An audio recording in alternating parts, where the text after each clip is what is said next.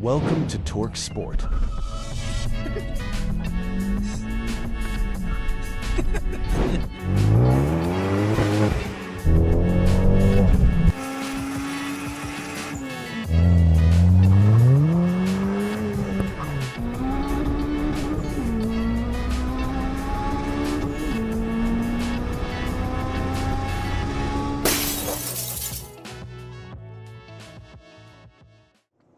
So guys, yes, Gianni here from TalkSport again, and as promised, I will run you through all the new things that I have done to the Civic since the last video you guys would have seen, which was actually quite a while back.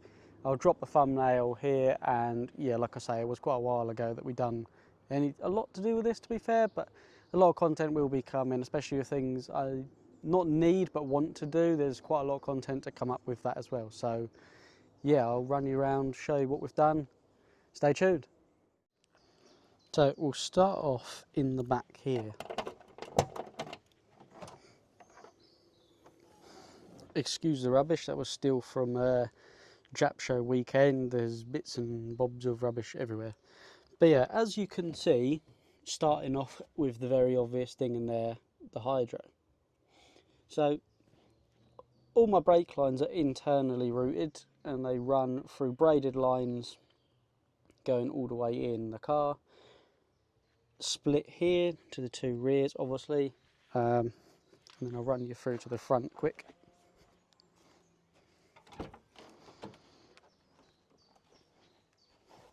So yeah, originally this was near the handbrake plastics, and that was obviously the bias controller. Now this is a wheelwood bias controller, ran from the front into the back section of the car. So I bought this hydro and it was a nightmare to find the right fittings. I will just say, if you're thinking of doing something similar, gold fittings are metric, the silver fittings are imperial, which would have been beautiful to know way before I even started doing the hydro conversion. So if I sit in here, you'll see the bias controller. This obviously controls the amount of pressure that's released to the rear brakes, obviously given your percentage of front to rear braking. That is run through into the feed of the hydro, and then this is the pressure released from the hydro. So that then goes now through into the hydraulic line. This would have been going directly into that, but is now replaced by this loop. And that just continues to go through to the back, as you saw a minute ago. So it's quite simple, to be fair, just took a moment to do. And to bleed it, I didn't realise, you have to hold on the brake, obviously, as it's then released, and then you do this separate. At first we just done it all as one, but that obviously didn't work because you then leave an air between this and your normal braking system. But yeah, we've done that, and obviously to keep it MOT friendly, this is actually a lockable one. So obviously I can't do it one-handed very well, but you'd pull that, lift this over, and it just becomes like a normal hydro you can pull. Like for instance, if you're doing a launch, hold it up and you can literally just drop it and it will spring back down. But yeah, this just enables it, so it's literally just flick that across, pull it up like a normal handbrake, and then when you're ready you lift that up, flick it over. Also obviously quite self-explanatory, but yeah, it was a handy thing to do. We had to angle it quite a bit, as you can see, because since having the buckets fitted and the fact that I am extremely short, being 5'6", this was majorly in the way for me having that straight. You probably even see now from the OG video that I've done and my drag racing one, I do still have to hold it a bit like this as I'm pulling it up, but unfortunately nothing can be done about that. It just is what it is when you're short like me, and yeah, there's nowhere really to put it from the front to pull it down, so it has to be from the ground up. So that is just the way that it is. Moving on to the inside here, not a lot has changed since the last time you will have seen it.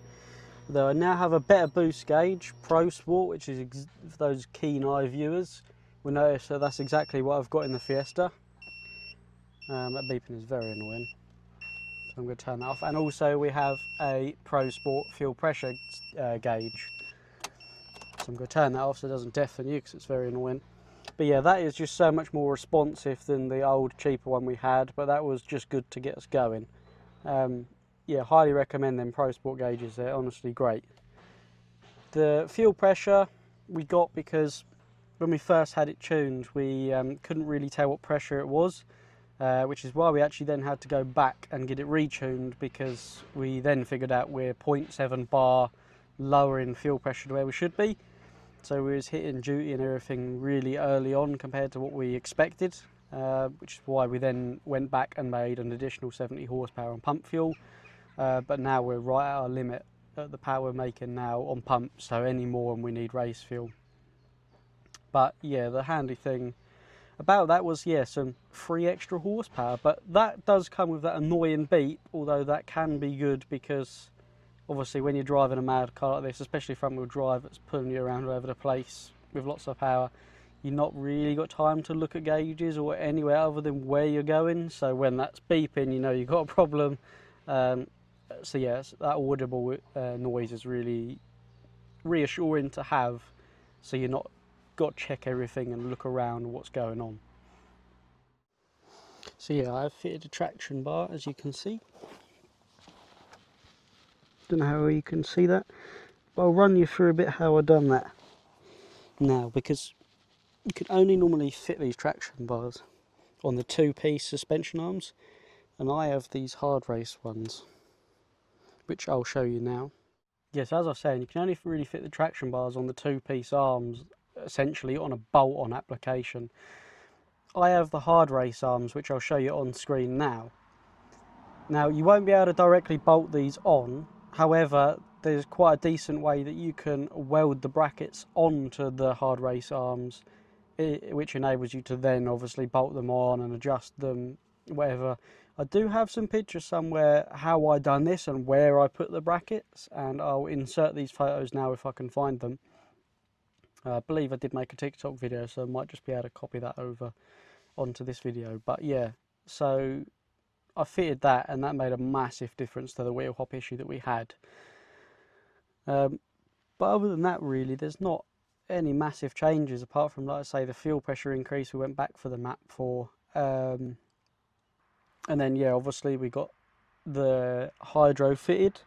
There's a few other little bits that we've done, but nothing really that drastic, like the gauges we done, and we just fixed a few little things. Now there's nothing really that we need to now fix or do or change. I would like to do the valve clearances next. We could do a video on that if you guys want to see that.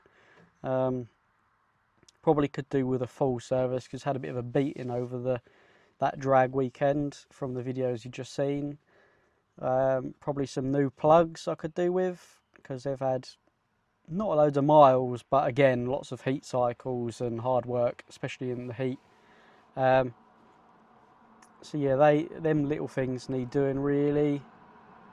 There's nothing that really needs to be upgraded as such.